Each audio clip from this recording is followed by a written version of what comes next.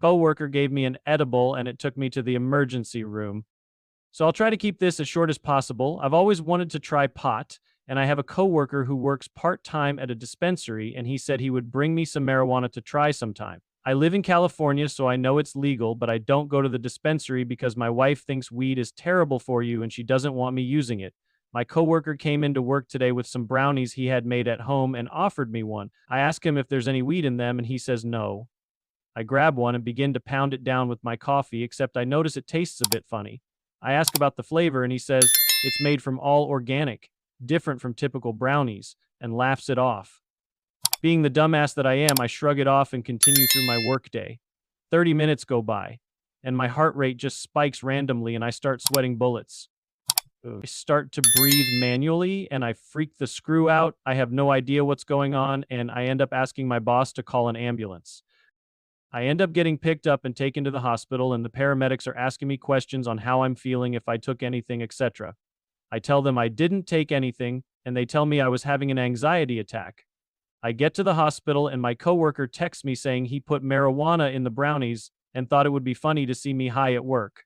I tell the paramedic I ingested a marijuana-infused brownie, and he tells me to just stay hydrated and relax. I feel like a crap, and I'm stuck in a hospital right now, and I'm beyond pissed off. I don't know what to do and how to bring this up to my boss, or if I should pursue a lawyer. Please help. Edit. He is now telling me I can't tell my boss or HR because I'd get fired for using marijuana on the job. Update. Police report has been filed. I reached out to my boss, and he has since then asked my coworker to not come in tomorrow. A meeting is being set up tomorrow with my boss and HR. Edit. People are PMing me, telling me I'm a dickhead for reporting him. LOL, what the freak. Update. I am on my way to work.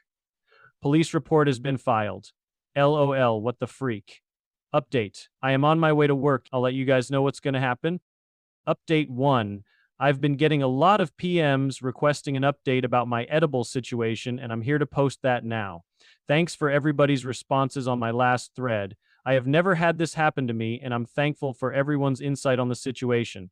I had a meeting with HR and my manager yesterday regarding the edible, and they wanted to know everything that had happened.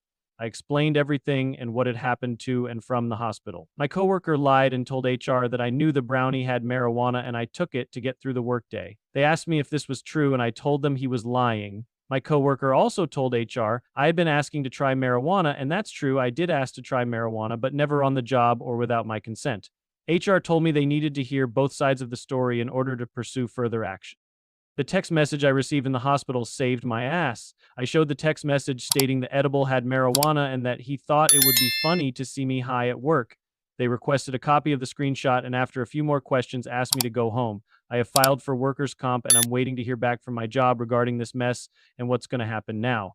I'm from California, and I've never done this process before. I'm kind of scared I might get fired or something will happen with my employment. I guess I'll just have to find out over time.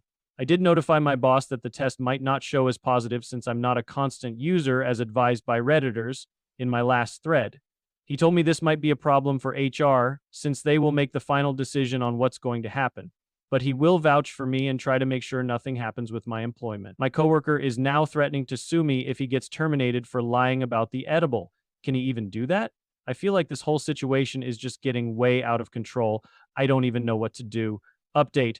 Charges are being pressed. Final update. He's been fired. I came into work today and had another meeting with my boss regarding the current edible incident. They've terminated my coworker and charges are being pressed. I asked my boss if it was possible to notify the dispensary since I personally want to do as much damage as I can to this guy. My boss took the time to call them and notify his manager. Did it have to go that far? No, but he sure as hell made sure it did. I don't know if he's going to continue to be employed with them, but I'm glad this whole thing is over now. I've gotten no legal threats or text messages since yesterday, and things seem fine. That being said, thanks for all of your advice and responses. I'm going to go get a joint now to celebrate. Just kidding. Am I the a-hole for refusing to co-sig my sister's mortgage after my parents went behind my back? I have been busting my butt for years to save for my own house. I work in software, so I make decent money, but it still takes forever to build up a good down payment. Meanwhile, my younger sister, also named Lily, is in grad school with barely any credit. Our parents, both mid-50s, found a house near them and decided she needs it They made an offer without telling me, and now the deal only goes through if I co-sign. The problem? I had no clue they'd do this. My parents basically dropped a bomb. You have the best credit score. Because co-sign so your sister can get the house. They also hinted I should chip in for the down payment because you've got the money. If I co-sign, I'll be on the hook if my sister can't pay. She's still in school, has debt, and zero backup plan. The bank might also reject my future mortgage application since they'll see I'm already tied to another loan. But my parents say I'm selfish and forgetting family values. My sister's calling me a monster for leaving her stranded, and my mom threatened to cut off any future financial help like wedding money if I don't help right now.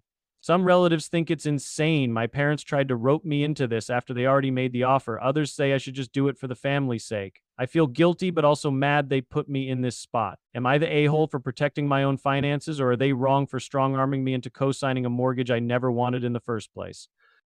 Edit. I'm actually adopted. LMAO. Forgot to mention in my confused and angry state, my parents adopted me when I was very young because they'd been struggling to conceive. A few years later, they had my younger sister naturally, which was a huge deal to them. She was their miracle baby. Ever since, it's felt like my role in the family became the older adopted one, while she was the golden child who could do no wrong. Growing up, I was expected to pitch in more, be more responsible, and generally look out for my sister. I worked my butt off in school, snagged scholarships, and eventually landed a good job in software. All the while, I felt like my family mostly saw me as the fallback option in case anyone needed financial or emotional support. Now that I'm actually building my own life, saving for a house, focusing on my career, I'm realizing how my success just makes me look like a bigger piggy bank to my parents. The more independent I become, the clearer it is that I need to separate myself from the constant guilt trips and the unspoken expectation that I'll always bail them out. I love them, but I can't keep sacrificing my own future to maintain a dynamic where I'm never the priority. If you want to talk later tonight, 101. So thank you all for the wake-up call. Update to come. Update 1. Okay, so here's where I'm at. I'm absolutely not signing my sister's mortgage, and I'm definitely not pitching in for any down payment. This whole thing was the final push I needed to realize how messed up our family dynamic has been for ages. I mean, I've always known it was bad, but having them basically try to volunteer me in my finances without even asking just crossed a line I can't ignore anymore. I'm done. I've decided to cut ties. I'm already in the process of dropping any financial entanglements we might have, cutting off shared accounts, making sure they can't use my information for anything, and basically scrubbing them from my finances. My job lets me work remotely, so I'm planning to move out of state soon. That was always in the back of my mind, but now it feels urgent. I need space, distance, and a real shot at a normal life without the constant guilt trips. I'm also locking down my credit, freezing it, changing passwords, everything. I'm not taking any chances that someone might try to open a line of credit in my name. I've seen enough horror stories and I'm not about to become one. Thankfully, I'm not alone in all this. My close friends have been incredible. They're basically my real family at this point, helping me pack, offering me a place to stay if I need it, reminding me that I'm not crazy for wanting to protect my future. They've been the biggest source of support, and I'm honestly so grateful to have them in my corner. So yeah. That's it. I'm not signing. I'm leaving. I'm done. If my family wants to blow up at me for abandoning them, so be it. I've got to look out for myself, my credit, and my sanity. Here's to hoping things only get better from here. Everyone who commented their 2 cents are amazing people, and I thank you all for your support while I'm dealing with this. Truly thank you. Update 2. Discovered a credit card in my name. Okay. I was really hoping the update post would be the last one, but here I am. I didn't expect it to turn into a bigger mess. After deciding not to co-sign the mortgage for my sister, I started taking extra precautions with my finances, locking down my credit, pulling my full credit reports like you all suggested. I wanted to be absolutely sure no one could use my information without me knowing. That's when I stumbled on an active credit card I didn't open. Some of you guys warned me, and I guess I wasn't fast enough to lock down. It's been around for a couple of years now. It was being used, but I'm assuming my parents wanted to keep it from me with the intention of using it as leverage. As of yesterday, the statements show purchases that look a lot like household expenses. The billing address on file points right back to my parents' home. At the first open, the card asks for balance for everything except my phone bill. Security details were listed in plain language. renter bills, HOA bills, similar. I confronted them via text because I'm currently a couple hours away with a close friend.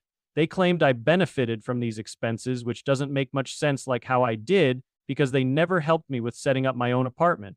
Also, it explains why they assumed I'd be okay with co-signing. Turns out they've been using my credit for a while. Needless to say, I feel completely betrayed. This wasn't some tiny oversight. My parents have been quietly using my name to fund their expenses. Now I'm talking to a professional to figure out whether I should dispute the charges or close the account outright without tanking my own credit in the process. It's nerve-wracking realizing how they went behind my back even before this mortgage bull crap. At this point, I'm even more determined to move out of state to get distance from all this. My job is thankfully remote friendly, so relocating won't wreck my career. My friends have been amazing, offering support so I don't completely lose my mind. If it weren't for them, I'd be a mess right now. I'm not trying to be vindictive or overdramatic. I just need to protect myself.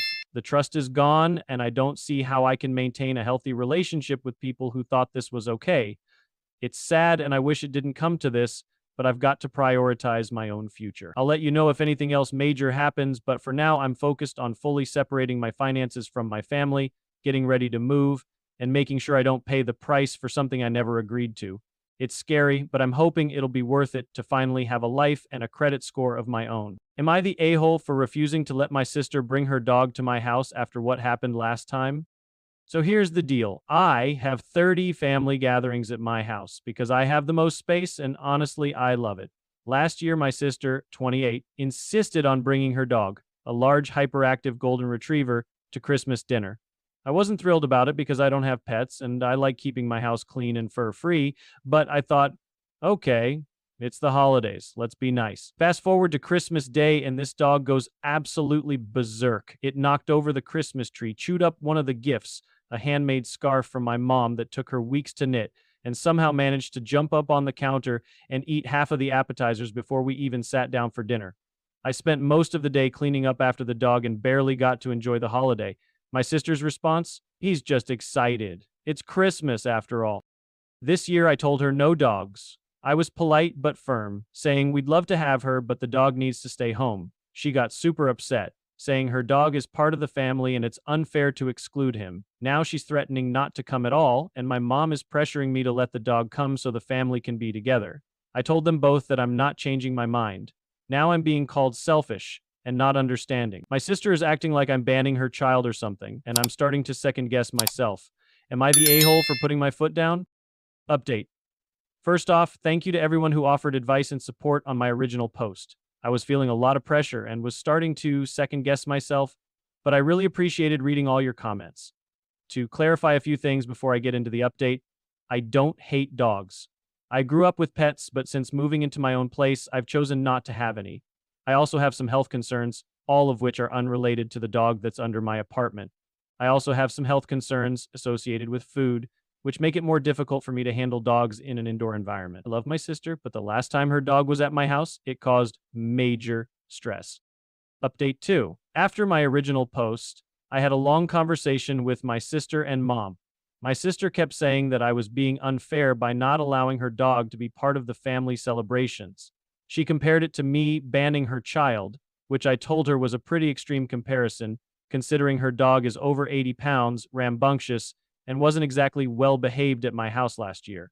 To be honest, things got a bit heated during our conversation. I tried to explain that it wasn't about her dog, it was about having a peaceful, enjoyable family gathering. My house isn't pet-proof, and I didn't want to spend the entire evening cleaning up after the dog or worrying about my guests' safety. The dog knocked over a glass of wine last year, too. But she kept saying that I was being too controlling and that I didn't care about her happiness. At this point, my mom started to get involved.